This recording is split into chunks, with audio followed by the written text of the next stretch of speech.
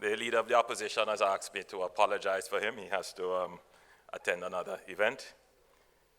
Allow me to acknowledge Ms. Rhoda Moy Crawford, the Member of Parliament for Central Manchester, and accompanying her is the Member of Parliament for North West Manchester, Mr. Michael Phillips, and also the Member of Parliament for East Kingston and Port Royal, Mr. Philip Paulwell. I'm not sure there are other members of the House of Representatives here. I haven't seen them, but if you are, I'm acknowledging you. His Worship the Mayor, Councillor Donovan Mitchell. Where is His Worship?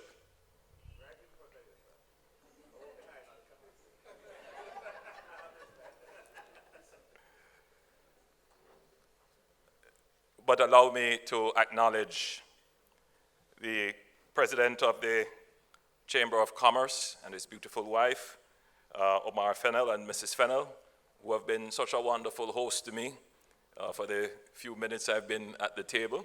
I feel like I know so much about you. You're from Spanish Town, you like San Diego High, you found a beautiful woman in Manchester, and you have decided to start business here.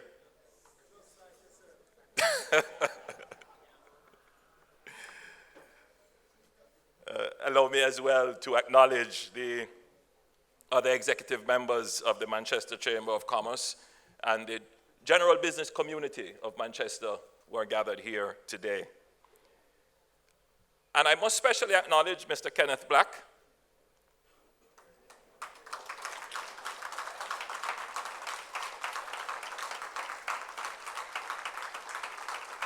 You will appreciate when I say that Mr. Black very graciously invited me to break ground for this lovely premises in which we are today. And I know that, I considered it a particular privilege that you bestowed upon me, that you would have invited me to come and break ground here. And I must say, I'm actually very pleased with how it has turned out. It's looking very well, and I'm hopeful that I will be invited to open the building when it is complete.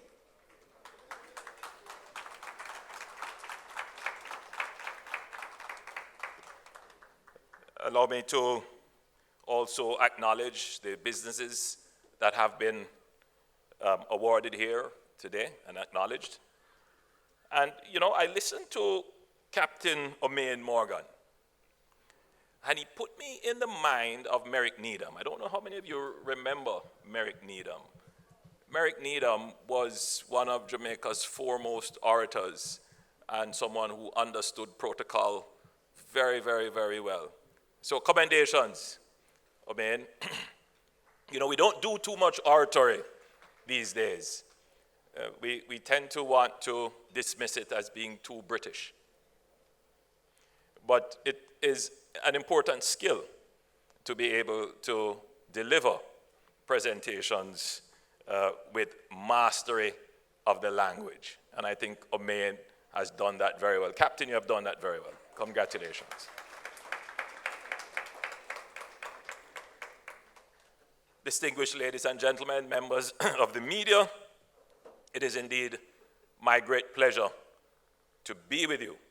On my way here, I had a little mishap, which required me to change vehicles.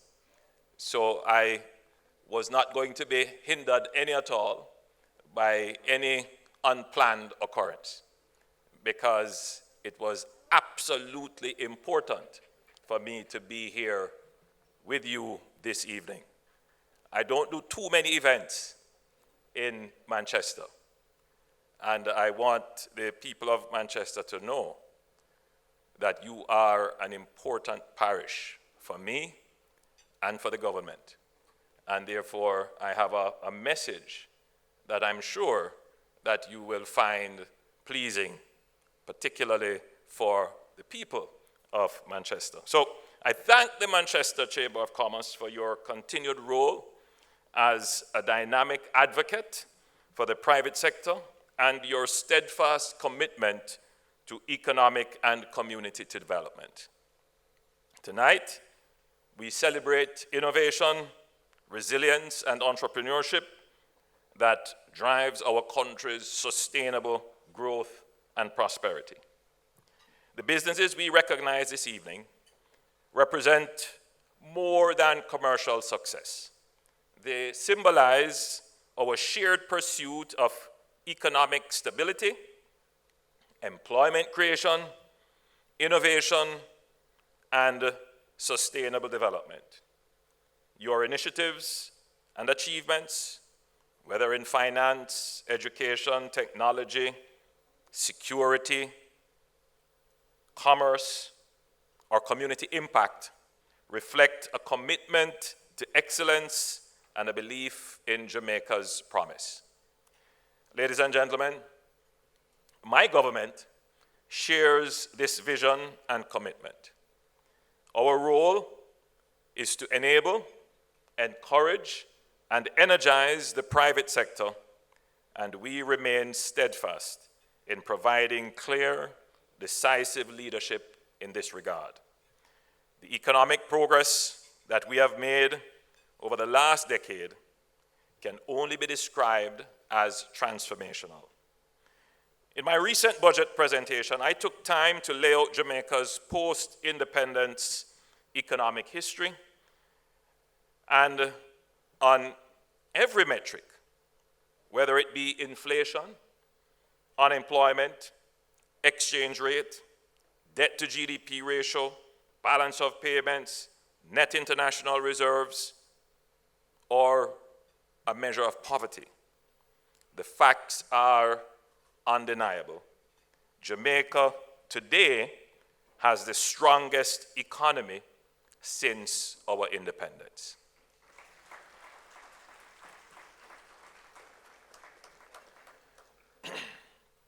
When I speak of the economy,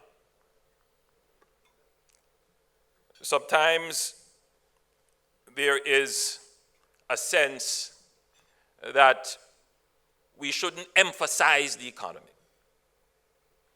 There is a sense that, and the best way to describe it is that the economy can't yam.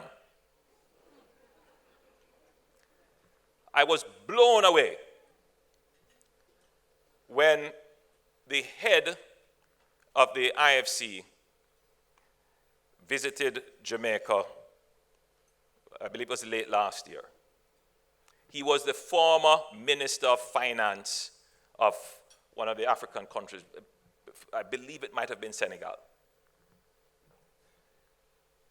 And he told me a story. He was saying, you know, when I just became the Minister of Finance in Senegal, it may not be Senegal, but I believe it was, he went to a hotel, and he, being from the private sector, he's not used to the accoutrements of authority, and he went to this hotel, sat at a table, and he noticed that the workers at the hotel were all looking at him, and they were all wondering and whispering to themselves, isn't he the new Minister of Finance? And one brave waiter went over to him and asked him, aren't you the Minister of Finance? And he said, yes, I'm the Minister of Finance. And he proceeded to tell the waiter about all the great things that he was doing in the economy to get the economy to grow. And then he said, the waiter looked at him and said, but pardon me, sir, but we can't eat that. So it's not just Jamaica that this sense of dismissing the economic progress, the economic transformation exists. And it is for a reason why the economic thought of our people is that way. Because the truth is that if you don't have water in your pipe today, if you go to the supermarket and each time your basket is smaller, and if you have issues with security and potholes in your roads, no matter what we say about the reduction of the debt, the reduction in inflation, your immediate needs will always create a psychological barrier to any announcement of progress for which the benefit is to come in the future. When we have been without for such a long time, it is only a human condition that voters are going to want immediate gratification. It's just a reality. As your Prime Minister, as a politician for 27 years, treating with this issue of immediate gratification requires a special skill, especially in a competitive democracy where your psychological disposition for immediate gratification can be hijacked and used for political gain by simply making a promise that when we win, or if you vote for me, I'm going to give you heaven. I'm going to fix every road, feed every child in school, remove tax from every business. Which are some of the other promises? I'm going to give every young person a subsidy for a deposit on a home. There are some other ones. I don't remember all of them. And it sounds good, and even persons in this room say, yes, I like that.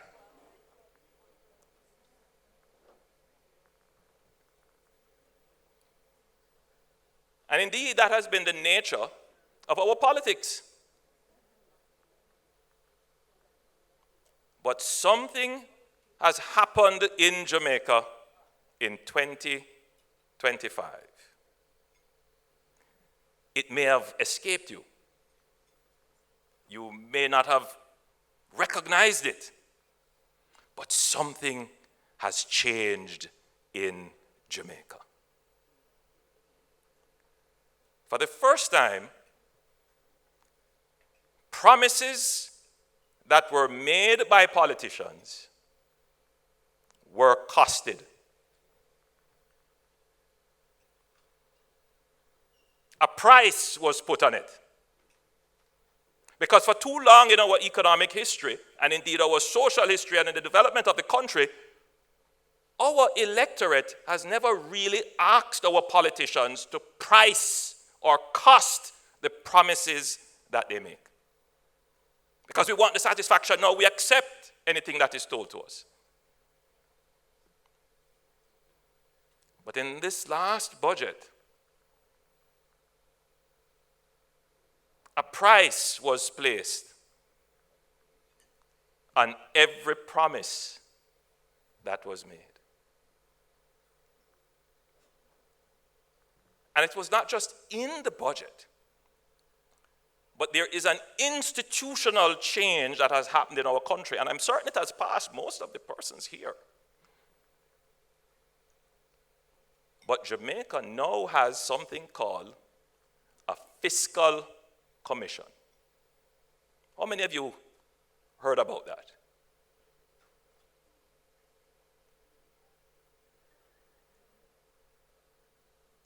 It means that the days of impractical promises that would easily catch the eye of the unsuspecting voter,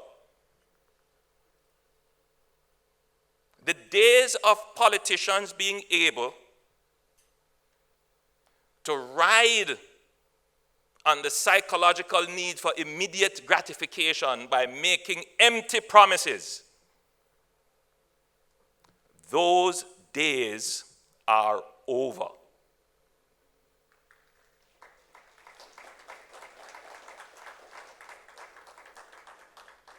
By the clap, I can tell that there are some people who want those days to continue.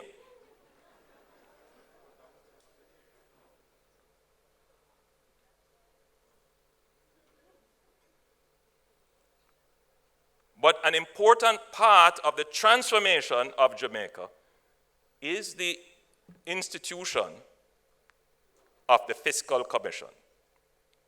So what the Fiscal Commission does, its role is to ensure that governments follow the fiscal rules that are in place, meaning we can't run a deficit more than a certain percentage of GDP. We have to stick to our commitments to reducing borrowing. So the Fiscal Commission essentially polices what the government will spend on. But it also has the ability to price or cost any other proposed spending, either by the government or the opposition. So there is an independent body that could very well say what is being proposed doesn't make sense.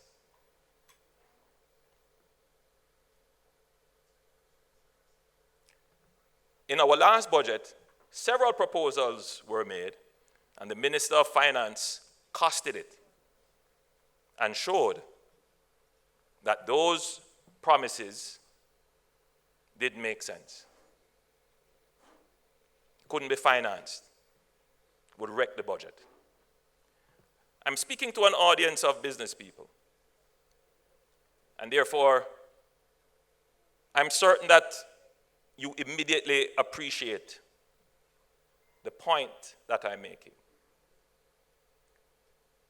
The development of this country cannot be made on empty promises.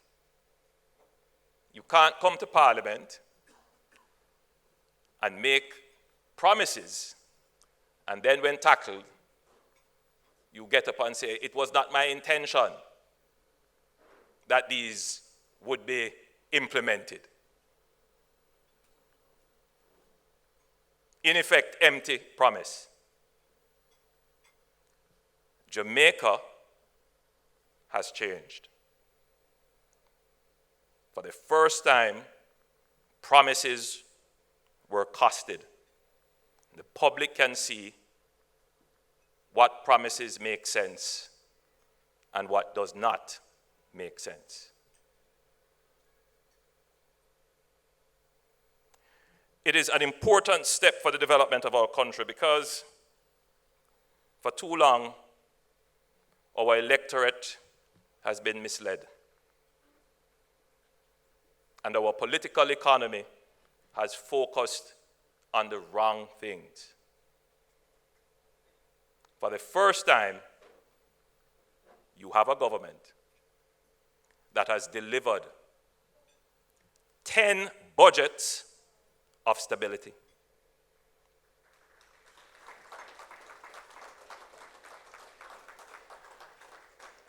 And when I say this, I know it is hurtful to some people because they want to deny it. They want to dismiss it. They want to say, "Cho, stability can't yam." Well,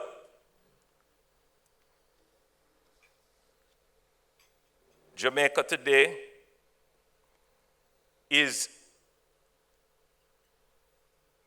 the most resilient it has been to shocks than at any time before in its history. And I just want to, give you some facts. It took us 17 years to recover from the oil price shocks and the socialist experiments of the PNP in the 1970s. 17 years. It took us 7 years to recover the lost GDP from the financial sector meltdown and the FinSac crisis in the mid-1990s. And it took us 30 years to get the debt back down to pre-FinSac levels. 30 years. It took us 11 years to recover from the global financial crisis that hit us in 2008. But it only took us 3 years to bounce back strongly from the COVID-19 pandemic, the supply shock chain, and the overlapping geopolitical crises, which, when you put them collectively, these were the worst shocks that Jamaica has experienced in 100 years. I want you to just think about it, that during the worst shock that we have experienced, not one public sector worker was laid off. Think about that. In Europe, people were laid off, salaries were cut. Right here in the Caribbean, people were furloughed. It didn't happen in Jamaica.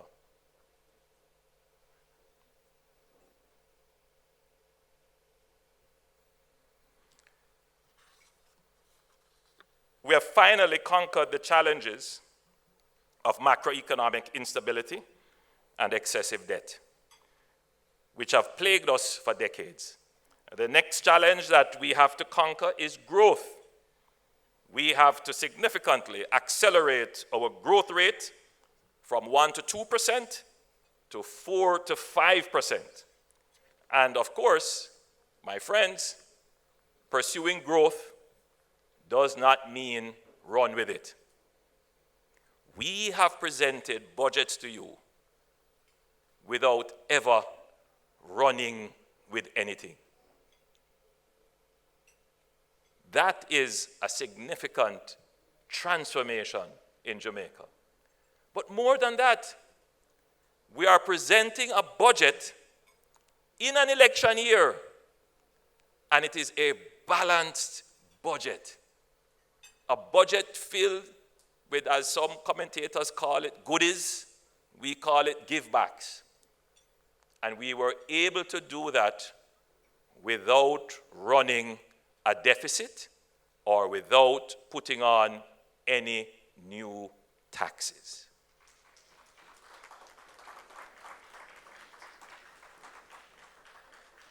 So as I reiterated in my recent budget presentation, my government remains steadfast in its commitment to maintaining both a balanced budget and introducing no new taxes.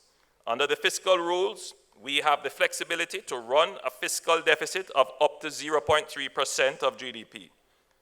Despite this being a special year, we decided that we will present a balanced budget with no fiscal deficit. This decision underscores our resolve to maintain macroeconomic stability and ensure that we achieve our 60% debt to GDP target for 2027-2028. Let me explain how the debt to GDP ratio can yam.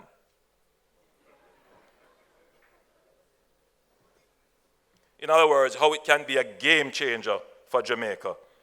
Because sometimes, it's not clearly understood why we are pursuing this path. Our sovereign credit rating, meaning how the global financial markets view Jamaica as a going concern, as a business. Our sovereign credit rating is now BB minus, double B minus, which is just 3 notches below investment grade. And investment grade would be triple B minus. Just to put that in context, our credit rating is higher than the credit rating of Barbados.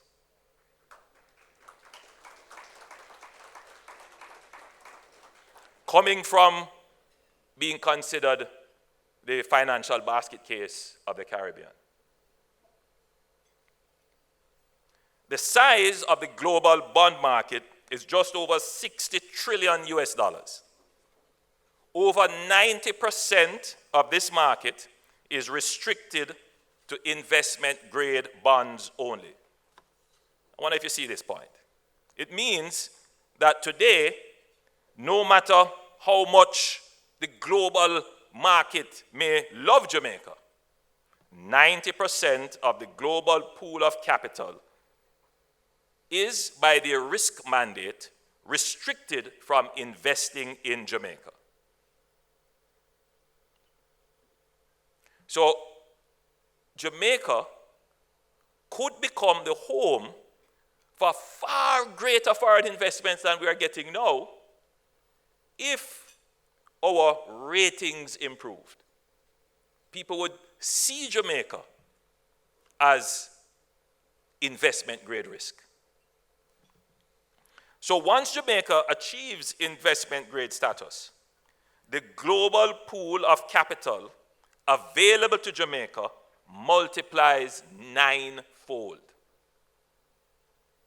Also, Jamaica's risk profile decreases significantly, which means that the cost of capital declines.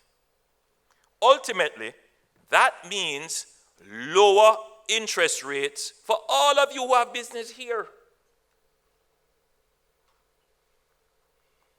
Business people should be invested in ensuring that Jamaica remains on this very stable and solid fiscal path.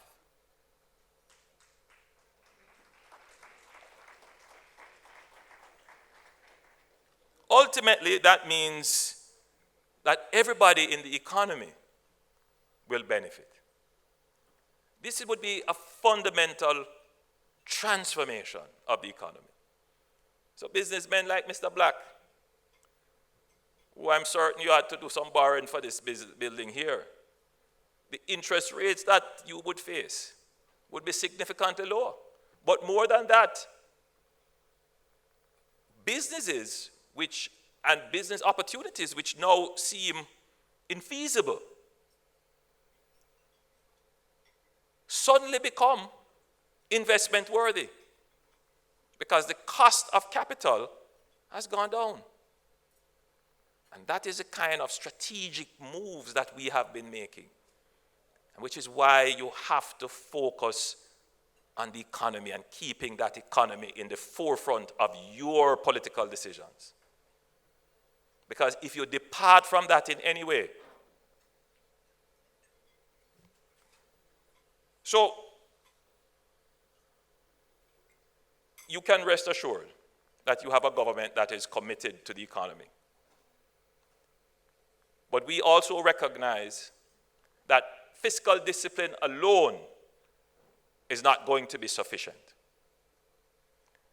We must now grow the economy. And we have said that we're going to use the Aspire model. A, access to economic opportunity for all, that is inclusive growth. This is about ensuring that no one is left behind and that all Jamaicans have the opportunity to benefit from economic gains of a growing economy. We are creating pathways to good jobs, supporting small businesses, investing in skills training, and fostering an economy that works for everyone, not just a selected few. As our nation grows, so must the opportunities available to our people, ensuring that the benefits of development reach every community, every household, and every hard-working Jamaican for a better future. The S in Aspire is for safety and security.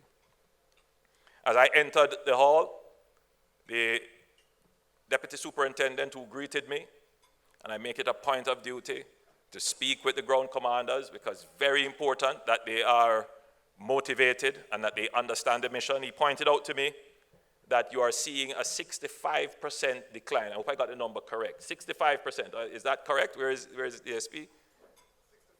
64. Well, we round it up.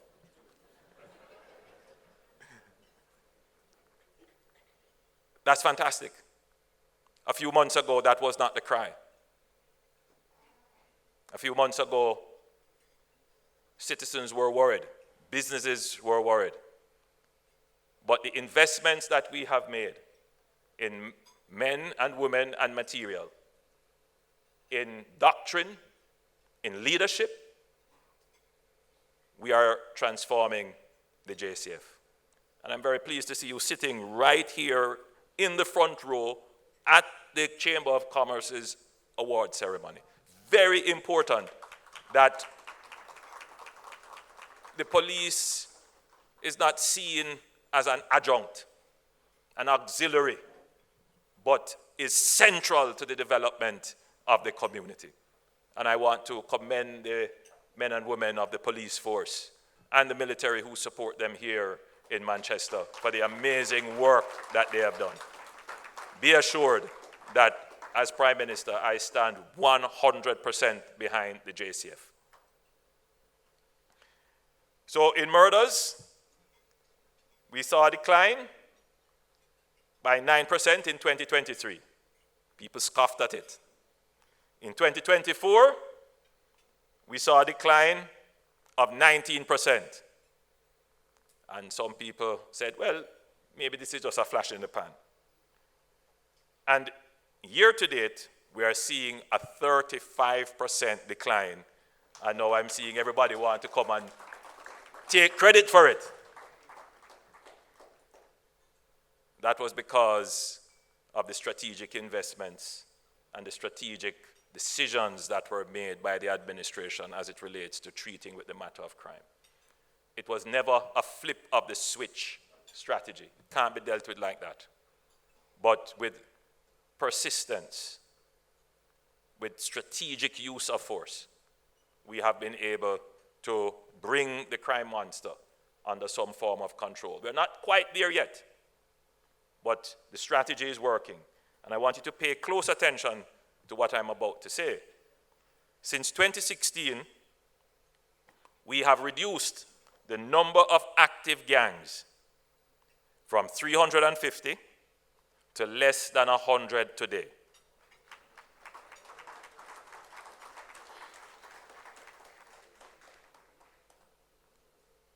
Pay close attention to what I'm saying here.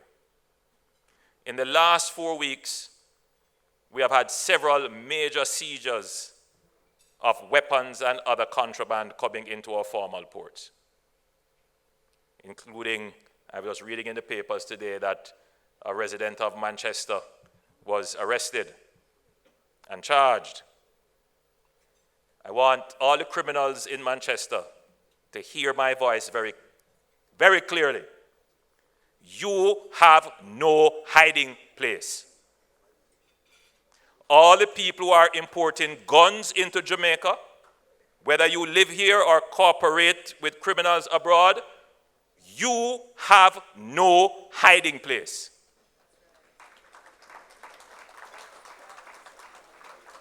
I want that message to go out very carefully. Jamaica has invested heavily in building its national security apparatus. For many years, we have had an unsophisticated national security apparatus.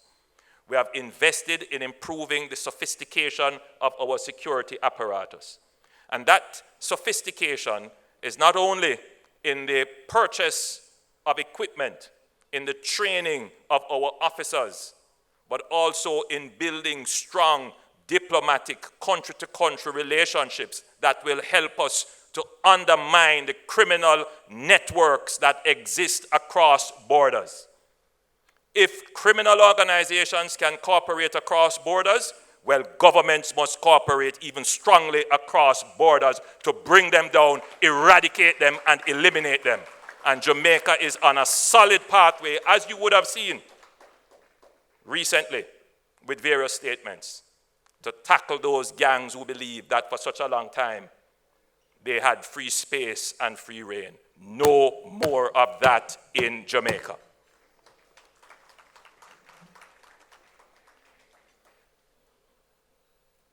We must focus on people. Unemployment is at a record low of 3.5%. Record low. Again, some people want to scoff at that and pretend as if there wasn't a period of time in Jamaica when unemployment was double digit. 10 years ago, unemployment was above 13%. And for young people, it was as high as 20%. It's not the same Jamaica today as it was 10 years ago. In fact, In fact, and I'm sure my friends Philip and Mikhail can attest to it, that the business community has been saying, we have a labor problem, We can't find enough skilled labor. And I'm sure there are business people in here who are facing that same challenge. Boy, we have a skill shortage. One young business person called me and said, listen, Prime Minister, I want to bring in some people to work here, but if I can't get them to come, well, I will just send the operations to Mexico. I want you to listen to that statement carefully. Labor, or rather the lack of skilled labor, has become a constraint on growth. 10 years ago, that was not the problem we had. So certainly, if the economy can yam, the economy is providing work. But we have a different problem now. Because of the stability of the economy, and businesses see a runway to invest, they are looking to expand their operations, but they need skilled labor to be able to complement the availability of capital and the stability of the fiscal environment. And so we are investing heavily in trying to ensure that the marginal labor that we have is brought into the labor force, but with the appropriate skills, knowledge, and attitude. So with heart, we are literally paying people to learn. Yes, there are so many skills training programs that we pay you to go and learn. Begging you to come out and learn. I was in Brownstown recently, and I was very pleased to see the Heart team on the sidewalk with a little tent, encouraging youngsters, say, come and sign up for the program. Because Jamaica is at that point where the environment for business is good. But we need more skilled labor. Now, I'm the first to tell you that, as I've heard the opposition point out, that there is still a high level of underemployment in the economy. In other words, there are persons who are involved in economic activities that if they were to get a higher level of skill, they could probably find a higher paying economic engagement. And the question is, how do we facilitate people moving from low value engagement to higher value engagement? And that is what Heart is tasked to do now. This leads to the question of productivity. Another area of our economic thought that we need to change. Jamaica is highly focused on inflation. Inflation is the big issue for Jamaicans because it impacts our cost of living. It's what you see when you go to the supermarket. But the real variable is productivity. And if we were to increase our productivity, we would be able to mitigate inflation. And so, a part of the investment in training and upskilling is about getting Jamaicans to be more productive. And many of you are business people, and you will immediately see what I'm saying. If you were able to reduce the marginal cost of your production, to reduce your average cost of production by virtue of increasing your output, the price at which you sell your goods would decrease. So, increasing productivity is a national objective now. And I want to say here with great clarity that this administration will be laser focused on increasing the productivity of the Jamaican business environment. Another area of ensuring that we have growth is on the ease of doing business and the cost of doing business. I know that that has been a challenge for business people. In my budget presentation, I had the pleasure of reminding everyone that it was the 8th consecutive budget we have presented with no new taxes and the 10th consecutive budget with no net new taxes whatsoever.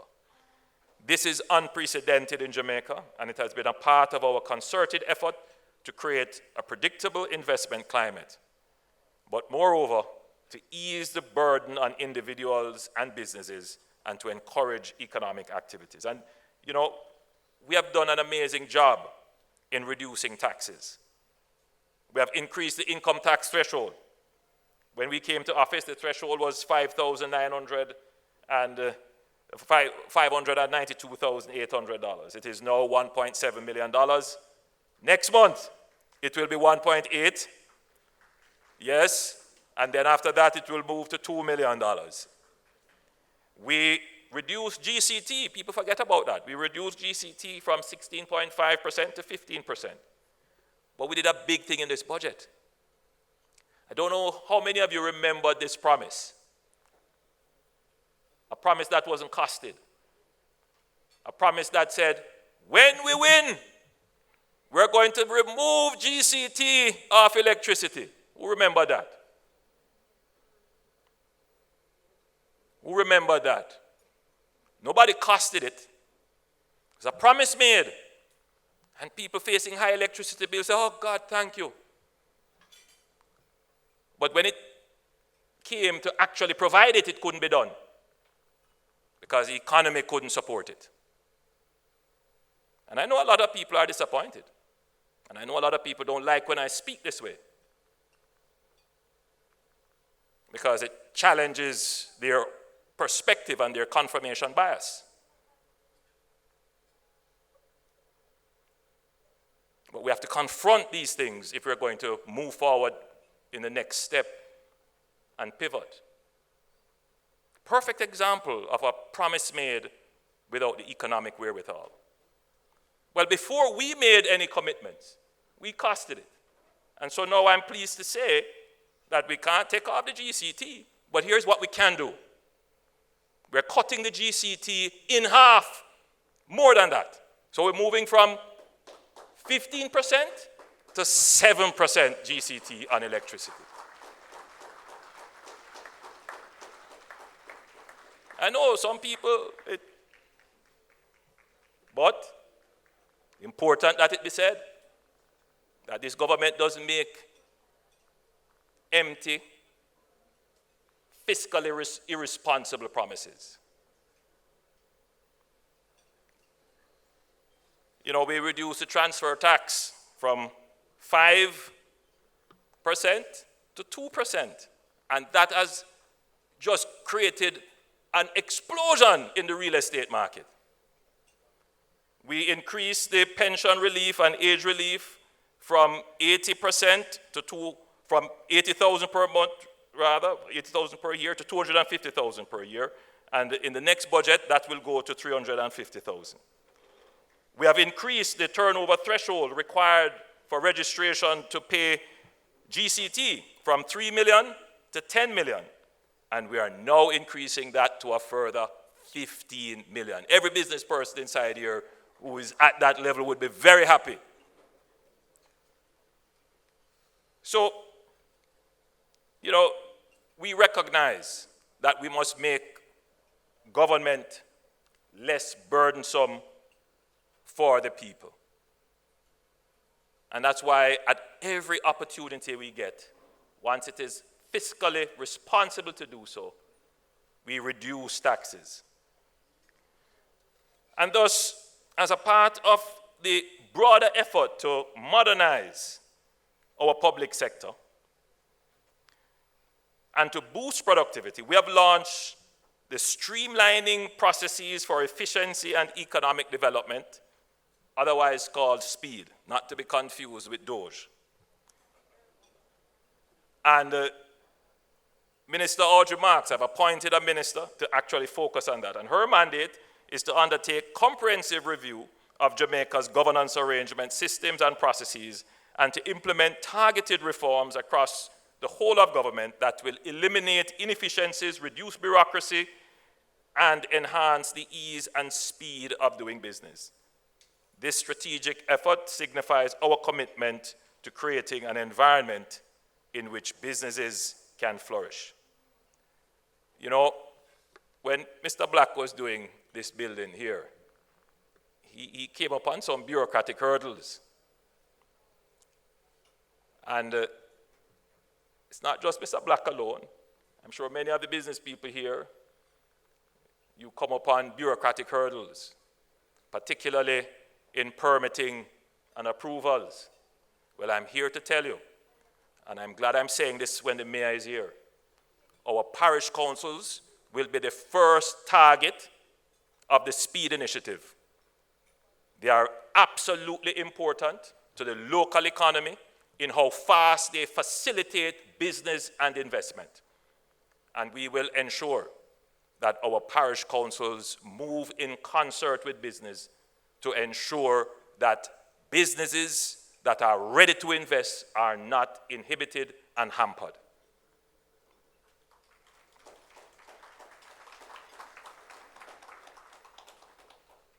The government has also taken a new measure to incentivize and support capital investments in the productive sector. We have announced accelerated capital allowances for investments in productive assets, such as industrial and commercial buildings, plants and machinery, and IT equipment undertaken between the 1st of January 2025 to the 31st of December 2026. Pay close attention to this one. The benefits are significant. As an example, before the accelerated capital allowances were introduced, 28% of eligible expenditure incurred on concrete industrial buildings could be written off for tax purposes in the first 2 years, with 4% per year thereafter. With this new accelerated allowance, 66% can be written off over the same 2-year period and 5.5% per year thereafter. Essentially, what we are saying to the private sector is, now is the time to retool and invest in your business. If you have investment plans on the table for 3 to 5 years down the road, we are saying to you, bring them forward, and the government will support your plans, and we are giving you a big incentive to do so. If you have investments, take advantage of the accelerated capital allowance. And we are also reducing the burdens on the MSMEs. In the budget, we announced that we are increasing the annual turnover threshold for the mandatory GCT registration from 10 million to 15 million. So small businesses whose annual sales are below this threshold will no longer have the burden of filing GCT returns. If they find it beneficial to do so, for example, because their input tax exceeds their output tax and they would be getting their refund, they will continue to have the option to register. And we have also announced that the Development Bank of Jamaica will have an option to include the upfront fees that borrowers have to pay into the loan amount so that they can be paid over time and are not immediate cash burdened on the business. Now, I'm sure many businesses here would know that we had introduced a special arrears settlement program to encourage taxpayers who have outstanding taxes to clear their principal balances by the 31st of March 2025 and take advantage of having their interest, penalties, and surcharges waived. Now, we have received many requests to have this extended.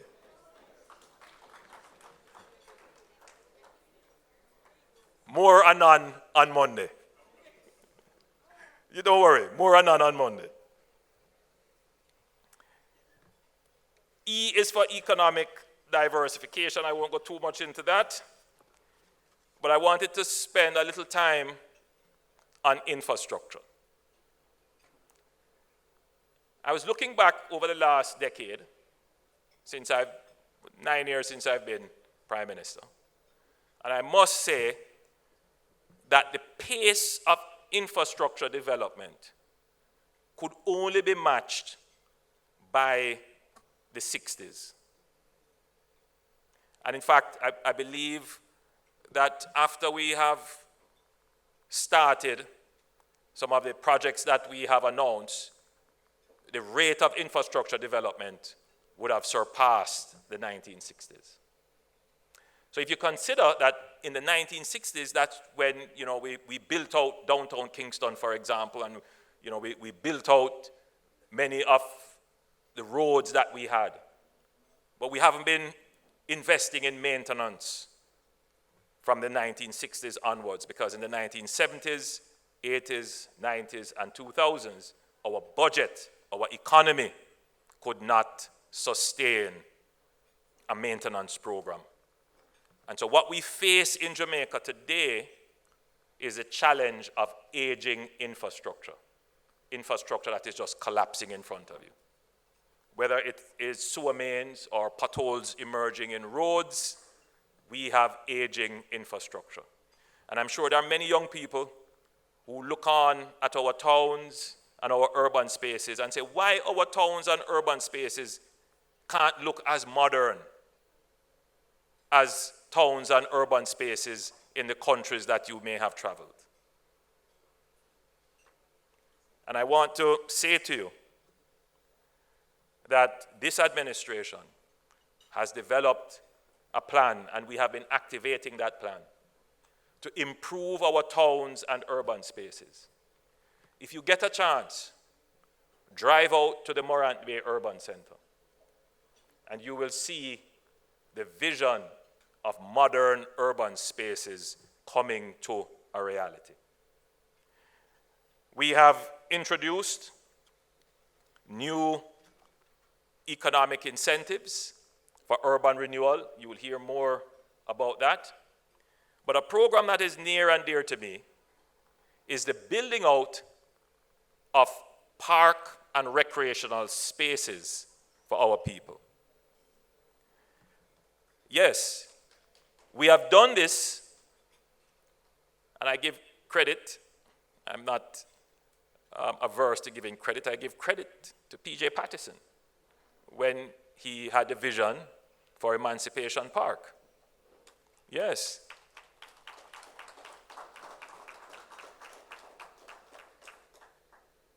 And under my administration, in St. James, in Montego Bay, we have built the Harmony Park.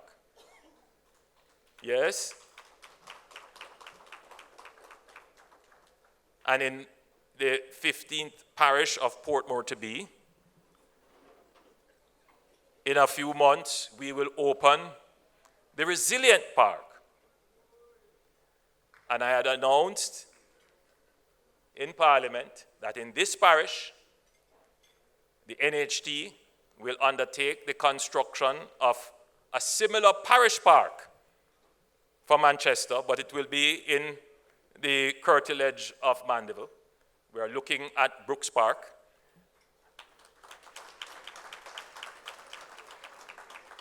But if the Chamber of Commerce or any other stakeholders have any other idea, it's still in the embryonic stage, so now is the time to make your views known. And what we have decided to do is that for all our parks, we will name them symbolically to honor what I call national ethos. So emancipation, something important in our history. Harmony, an important ethos. Resilience, an important ethos. I wonder what we should call the park in Mandeville.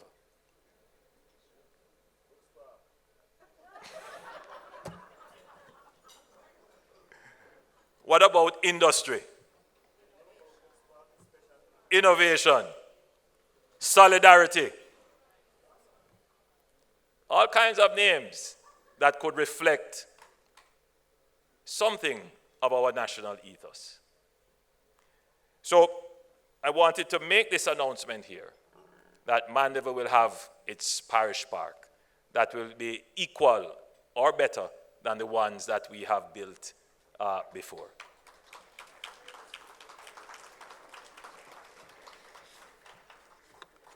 So, ladies and gentlemen, I've spent a long time here going through in details because this year is a special year. It is a year of decision, and we don't want any mistakes. So we have to go through in detail the plan.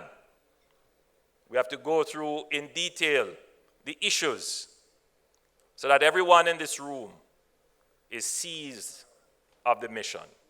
You have the information, even if it is not consonant with your perspective, but at least I would have paid the respect of giving you my side of the facts.